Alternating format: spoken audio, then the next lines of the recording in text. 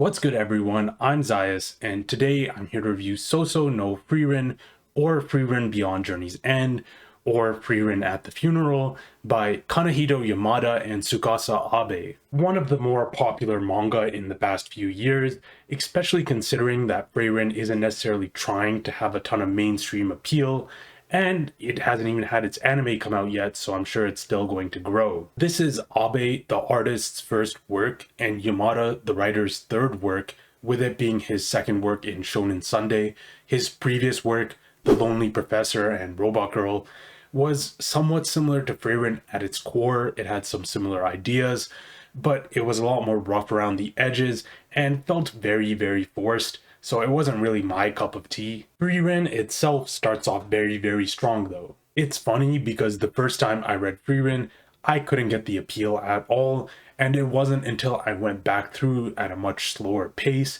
when I really started to enjoy the series. And that's the thing with Frieren, it moves at its own pace and creates this incredibly lax, tranquil, and melancholic atmosphere. It's easy to get caught up in and enjoy all the little things this series has to offer, like these small moments that characters share with one another, or these montages of them going adventuring. Thematically, this all makes sense too, as the series explores ideas of cherishing your time, with adventures coming to closes, with people passing away. The series is literally called Frieren at the Funeral, and Frieren herself at first struggles to understand the value of human connection and the value of time due to her extremely long lifespan as an elf. These mellow, slightly gloomy, bittersweet slice of lives aren't entirely new.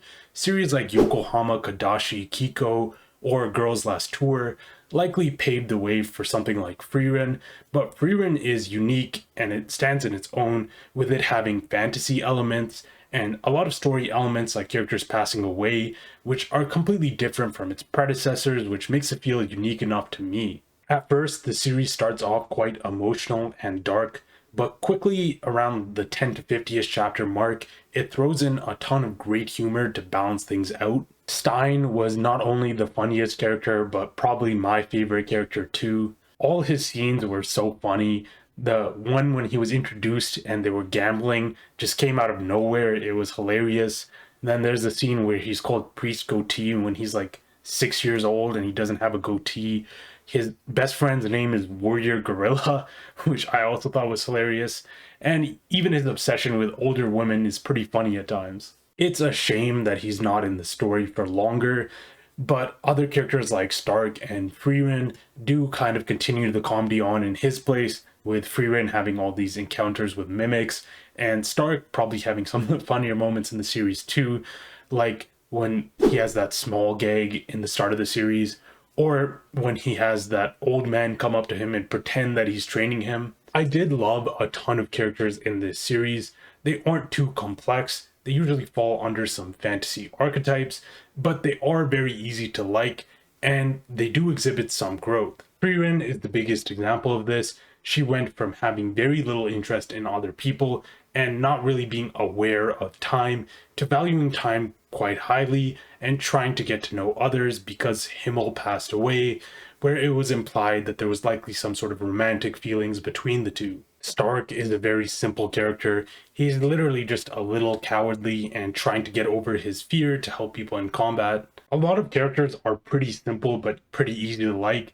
Hyder's main personality could probably be summarized into he's a priest who loves to drink, and then you have characters like Himmel who are just always performing good deeds and just being good human beings. He's like this model hero, but he's a little self-centered. You could say there's a little more to some of these characters, like Hyder raising Fern because she's an orphan, or the dwarf becoming religious at the end of his lifespan, but still it's not like incredibly complex characters, they're just solid. The characters are straightforward, likable, not exceptional, but they do their job in the story very well. Oh yeah, the romance between Fern and Stark is very cute, and I'd love to see more of it in the future. The art style is solid too. It seems like it takes inspiration from D&D or like Lord of the Rings, with all the fantasy elements with the elves, the magic, the dwarves. Early on, I feel like the art really played to its strengths. There was an incredibly ethereal and comfy vibe, but later on it had a lot more action scenes which weren't quite as good.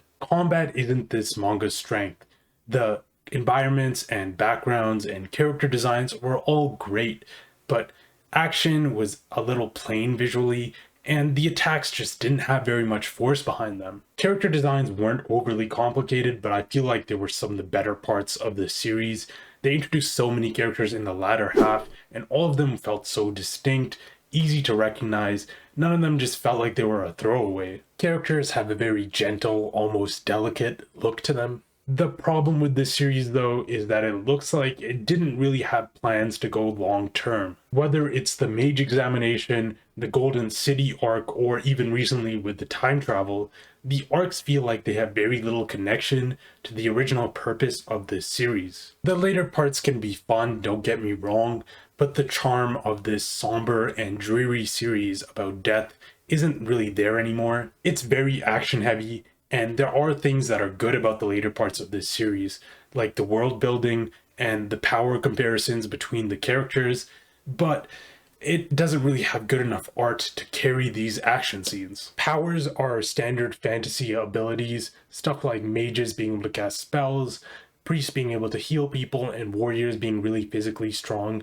It's not the best power system you'll ever see, but it does create some intrigue as to what characters have hiding in their back pockets when it comes to abilities. And our protagonists do feel like they get into danger a reasonable amount of time, so I can't really complain too much on that front. The manga still has places to explore. Learning about what happened to the Demon King should be interesting, and it's still very good compared to a lot of series out there. Just compared to how good it was at the beginning, it does feel like it's lost a little bit of things which have made it so unique. Still though, it's very different from a lot of manga out there. It has a very unique mood. There's some great comedy, very lovable characters, and some solid artwork. I'm feeling a decent to strong 8. Thank you everyone for watching. Like and subscribe, leave a comment, anything to do with manga.